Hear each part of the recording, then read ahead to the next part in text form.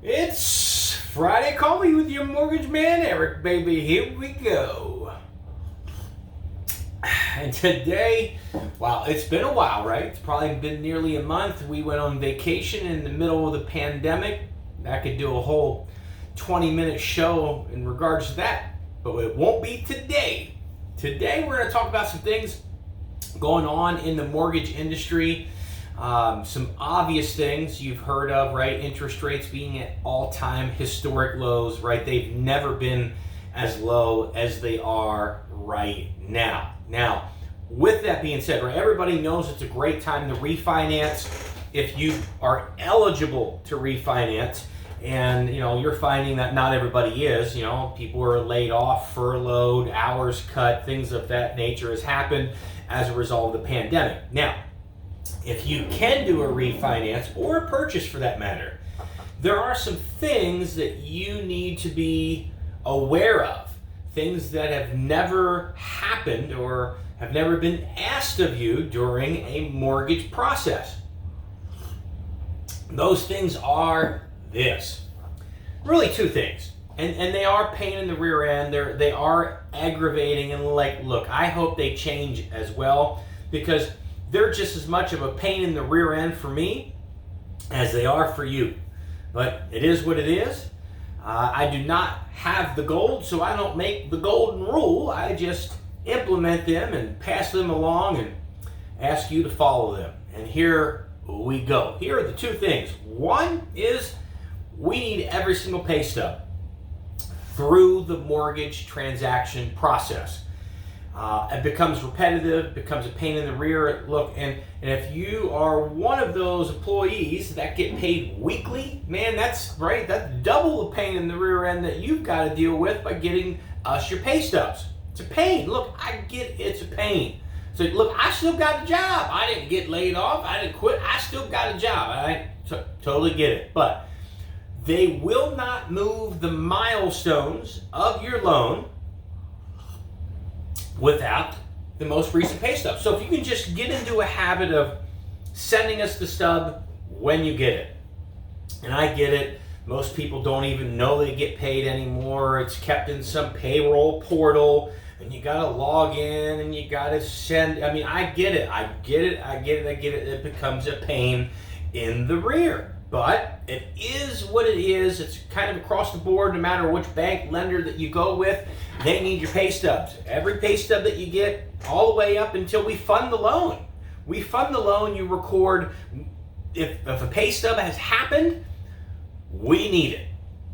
That is the number one of the two biggest issues that, that we're dealing with right now in the processing of a mortgage transaction during a pandemic, right? And the fear, right, I think you understand the fear, is the layoffs, the furloughs, the hours that are getting cut back, the employers that are telling their employees that they should take their sick time or their vacation time. So they're the issues, they're the concerns, and rightfully so, because it's happening, and we may see another onslaught of layoffs coming in the near future in certain industries and certain employers.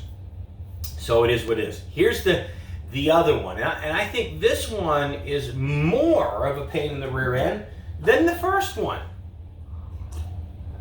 is a verbal verification of employment at the end. And like most consumers, they don't get it, they don't understand it, and that's why I'm putting this video out there, so in hopes that you will get it, you will understand it. So, right, we've done a written verification of employment. Now, depending on your employer and how big they are, those written verifications of employment are done by third-party entities. The Work Number, right, or Thomas and Thomas.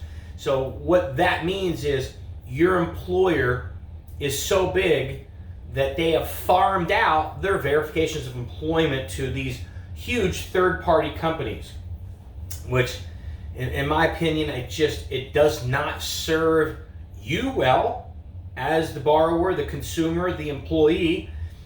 There's a lot to be left up for interpretation with these third-party entities.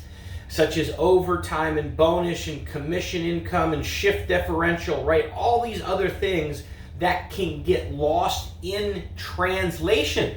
So you may make $80,000 a year, but because of the way the data gets suppressed, it goes over into the third-party entity, it's hard to determine what the $80,000 was, when $5,000 might have been shift differential and $7,000 was overtime, and it becomes harder to put all those numbers together. Now, when at the end, like I was saying, we need a verbal verification of employment, which means we need to talk with someone or receive an email from someone within your company. Now, I want picture this, right? That can become an absolute nightmare, frustrating nightmare, and there's no way around it. It is what it is. All the companies, all the lenders, all the banks are dealing with this at the end, and of course, the obvious reason is because you may have lost your job, like that, because of the pandemic and the economy and industries and companies doing large-scale layoffs, right, et cetera, et cetera. We know what's going on, right? That's the fear. And by the way, it happens in the 11th hour. And we as a lender have to do our due diligence. We cannot fund that loan if you got laid off the day before, but you're going to get unemployment benefits. Doesn't matter. If you're no longer working or you're no longer producing the hours, the same amount of pay that you once were, we as the lender have to do our due diligence. We have to do that, or otherwise, where are we at? You fog a mirror and you get a loan. We can't go back to the subprime days. We have to be providing due diligence. So, if you can imagine this, your large companies, Coca-Cola, FedEx, UPS, Walgreens, right? Just keep naming all those large corporations in America. The larger it is, the more difficult it becomes to get the verbal verification of employment. Now, guess what? At the end of the day, they all concede and get some sort of a manager or supervisor on the phone or on an email to verify. It's simple. It's simple. Johnny Smith still has his job full time. Done. The conversation can last 12 seconds, right? It's that simple. But keep in mind, the larger your corporations, they may have policies in effect that you cannot verify somebody's employment and then they've got to do it on the down low. And I get it. It becomes a pain for me, for our employees, for the consumer, for your employer, for your boss, your supervisor, and we hear it all the time. We never had to do this on our last loan that we did. Absolutely you didn't, but guess what? We weren't in a pandemic, and I hope to God we're never in a pandemic ever again after we get out of this mess.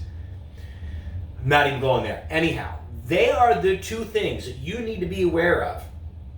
That has changed. Everything else is pretty much the same, involved in a mortgage transactions and what we need, right? A pay stub and W-2s and bank statements if we need assets, or a driver's license, right? All those same things still apply.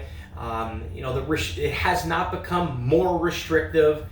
It's the same. The only two things that have changed are those two. We need every single pay stub as you get them.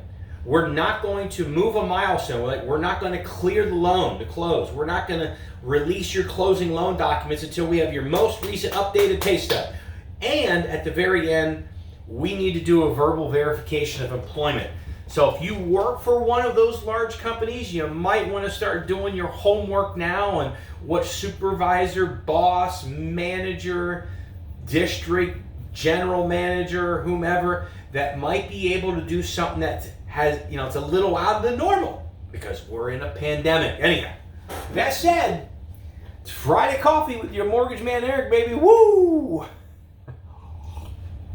Welcome to the 2020 pandemic mortgage process. See ya.